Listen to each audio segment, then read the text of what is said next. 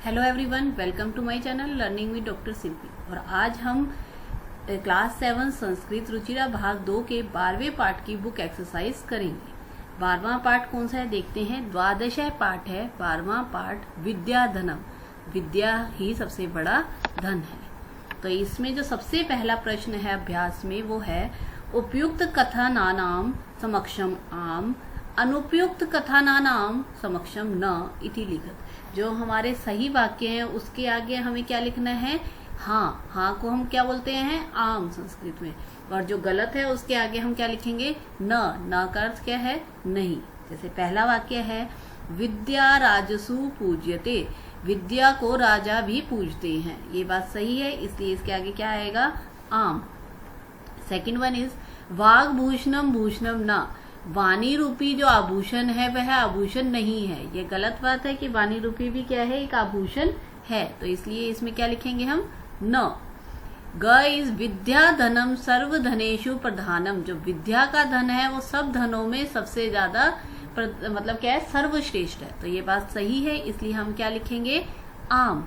घ इज विदेश गमने विद्या बंधुजना न भवती, विदेश जाने पर विद्या जो है भाई की तरह नहीं होती है। तो यही था ना कि भाई के समान होती है जब हम विदेश जाते हैं।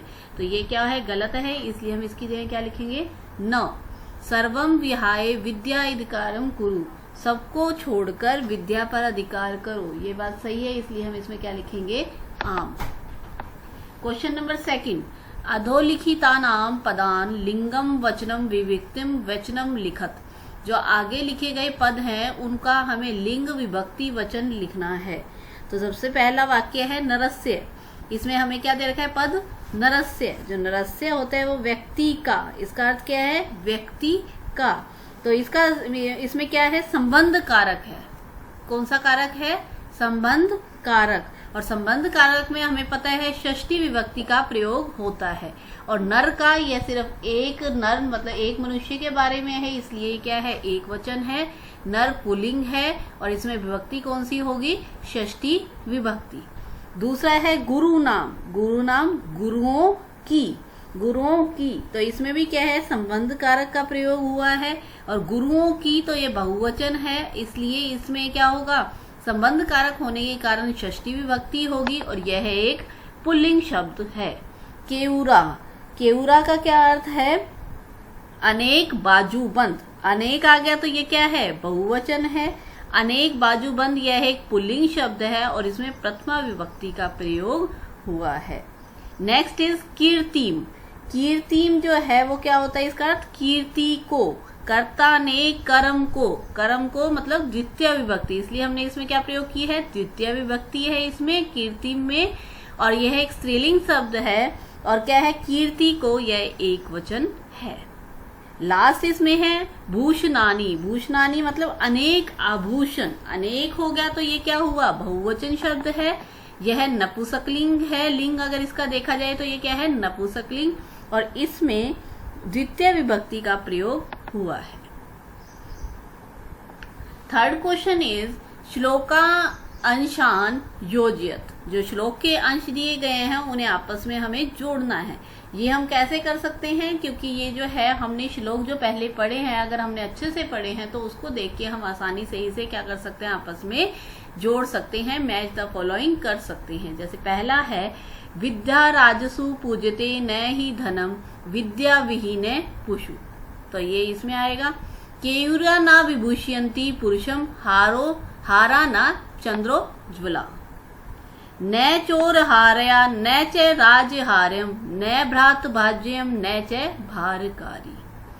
मातेव रक्षति पितेव हिते नियुंक्ते कांतेव चाभ्यम मर्यतम पनीय खेदम। उसके बाद है, वाण्य का समलंग क्रोति पुरुष या संस्कृता धार्यते। तो इस टाइप से हम इन श्लोकों को क्या करेंगे, आपस में जोड़ देंगे। क्वेश्चन नंबर 4 इज एक पदेन प्रश्न नाम उत्तराने लिखित। एक पद में प्रश्नों का उत्तर लिखिए। तो पहला प्रश्न है, कै पशु। कै मीन्स कौन है पशु के समान। तो कौन है, विद्या विहीन, जो विद्या जिसके पास नहीं है वह पशु के समान है। तो कै की जगह हम क्या लिखेंगे, विद्या विहीन पशु। सेकंड इज का भोगकारी, भोग प्रदान करने वाली कौन है? भोग हमें कौन प्रदान करती है? विद्या। तो भोग प्रदान करने वाली कौन है? विद्या। ग इज के पुरुषम न विभूषयंती, कौन सी वस्तु पुरुष की शोभा को नहीं बढ़ाती है? तो कौन सी वस्तु? अगर हम देखें बाजूबंद, तो वह क्या करती है? पुरुष की शोभा को नहीं बढ़ाती है। तो इसलिए हम यहाँ पर क्या लिखेंगे? केयूराहा। केयूरा का अर्थ क्या होता है? बाजूबंद। घ इज का एका पुरुषम समलंग करोति, एक ऐसी कौन सी चीज है जो पुरुष को अलंकृत करती है? तो वो क्या है? वाणी। तो इसलिए हम यहाँ पर क्या लिखेंगे? वाणी। लास्ट क्वेश्चन इज कानी शियंते, कानी मतलब कौन सी वस्तु नष्ट हो जाती है? तो अखिल भूषणानी, सारे के सारे जो आभूषण होते हैं वो क्या हो जाते हैं? नष्ट हो जाते हैं। तो इसलिए लिखेंगे अखिल भूषणानी।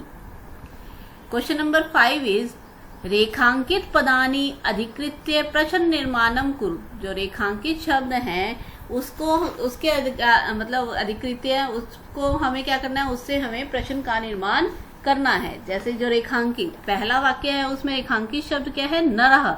नरह जो है वो क्या है? पुल्लिंग और एक वचन है, इसलिए हम जो प्रश्नवाचक बनाएंगे उसमें भी क्या यूज करेंगे? पुल्लिंग एक वचन। तो पुल्लिंग के लिए क्या आएगा कोई प्रश्न निर्माण में? कह। तो इसलिए हम यहाँ क्या लिखेंगे? विद्या विहीन कह पशु अस्ति, विद्या विहीन नर जो है पशु के समान है। तो कौन विद्या विहीन मतलब कौन पशु के समान है? तो नर। तो नर के लिए हम क्या लिखेंगे? कह। सेकंड इज विद्या राजसु पूज्यते, विद्या को तो राजा भी पूजते हैं। तो यहाँ पर विद्या जो है वो क्या है? स्त्रीलिंग और एक वचन। तो इसके लिए हम क्या यहाँ पर उपयोग करेंगे? का। ग इज चंद्रोज्वला हारा पुरुषम न अलंकृवंती, हारा, यहाँ पर क्या है? हारा। और हारा जो है वो पुल्लिंग बहुवचन शब्द है, इसलिए इसके स्थान पर हम क्या प्रयोग करेंगे? के का प्रयोग करेंगे। घ इज पिता हिते नियुक्ते, पिता, यहाँ पर जो पिता शब्द है वह एक पुल्लिंग और एक वचन शब्द है। तो एक वचन जैसे नरह था तो उसकी जगह हमने का प्रयोग किया था, तो पिता की जगह भी हम क्या प्रयोग करेंगे? क। तो पूरा प्रश्न बनेगा क हिते नियुक्ते। पांचवा है विद्या धनम सर्व प्रधानम धनम अस्ति, जो विद्या धन है वो सब धनों में सबसे ज्यादा प्रधान मतलब सबसे सर्वश्रेष्ठ धन है। तो सर्व प्रधानम, अब इसमें क्या है? इसमें जो हमारे को क्या बताई गई है? विशेषता बताई गई है, विद्या की विशेषता बताई गई है। और विद्या की किसी भी चीज की विशेषता बताने वाले शब्द के लिए कीदृश का प्रयोग किया जाता है। तो यहाँ पर कथम लिख सकते हैं या फिर क्या लिख सकते हैं? कीदृशम। तो यहाँ पर कीदृश आएगा, विद्या धनम कीदृश धनम अस्ति, विद्या धन किस प्रकार का धन है? तो क्या है? सर्व प्रधानम धनम अस्ति। लास्ट जो इसमें है, इसमें दिक्षु को रेखांकित किया गया है और ये क्या है? एक स्थान सूचक शब्द है। और जहां पर स्थान का प्रयोग होता है उसमें हम प्रश्नवाचक बनाने के लिए क्या लिखते हैं? कुत्र लिखते हैं। तो यहाँ पर हमने क्या किया? कुत्र का प्रयोग किया दिक्षु के स्थान पर। तो हमारा पूरा वाक्य बना विद्या कुत्र कीर्ति तनोति। और इनमें जब हम किसी भी आंसर का क्वेश्चन बनाएंगे तो लास्ट में क्वेश्चन मार्क का प्रयोग करेंगे। क्वेश्चन नंबर 6, पूर्ण वाक्य प्रश्नानाम उत्तराणी लिखे। पूर्ण वाक्य मतलब पूरे वाक्य में, जैसे पहला था तो क्या एक पद वाक्य में आंसर लिखना था, अब इसमें क्या पूर्ण वाक्य में हमें प्रश्नों का उत्तर लिखना है। अब पहला है गुरु नाम गुरु का अस्ति, गुरुओं की भी गुरु कौन है? कौन है? विद्या। तो का की जगह हम क्या लिखेंगे? विद्या। गुरु नाम गुरु विद्या अस्ति। सेकंड इज कीदृशी वाणी पुरुषम समलंग करोति, कैसी वाणी जो है पुरुष को अलंकृत करती है? तो कौन सी? संस्कृत धार्यते, संस्कृता धार्यते वाणी पुरुषम समलंग करोति, जो संस्कृति से धारण की हुई वाणी होती है वह मनुष्य को क्या करती है? अलंकृत करती है। ग इज व्यय कृते किम वर्धते, खर्च करने पर क्या बढ़ता है? खर्च करने पर विद्या बढ़ती है। तो क्या लिखेंगे? व्यय कृते विद्या वर्धते। घ इज भाग्य से आश्रय के, मतलब इसका क्या होगा, भाग्य के नष्ट होने पर आश्रय कौन प्रदान करता है, तो भाग्य के नष्ट होने पर आश्रय विद्या प्रदान करती है, तो भाग्य से आश्रय विद्या अस्ति। तो आज भाग्य के नष्ट होने पर हमें आश्रय कौन देता है, विद्या रूपी धन देता है। इस पाठ का आखिरी प्रश्न, मंजूषाते है पुलिंग, स्त्रीलिंग, नपुंसकलिंग आदि चित्वा लिखत। मंजूषात की जो ब्रैकेट में शब्द दिए हैं, इसमें से हमें वे पुलिंग शब्द, स्त्रीलिंग शब्द और नपुंसकलिंग शब्द को सुनकर लिखना है। अब जो नपुंसकलिंग शब्द होते हैं उसकी यह विशेषता होती है, अगर लास्ट में माँ के साथ हलंत लगा है तो इसका मतलब वो शब्द क्या होंगे, नपुंसकलिंग शब्द होंगे। तो क्या होंगे, जैसे देखो सततम, कुसुमम और धनम,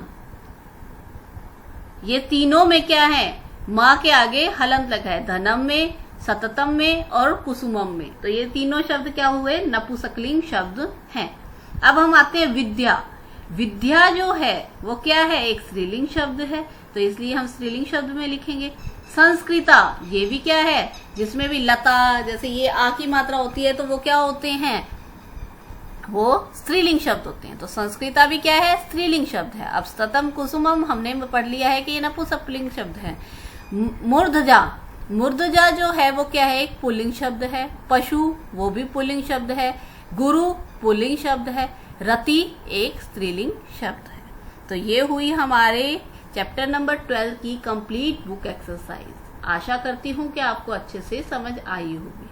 तो please like, share and subscribe my channel. Thank you.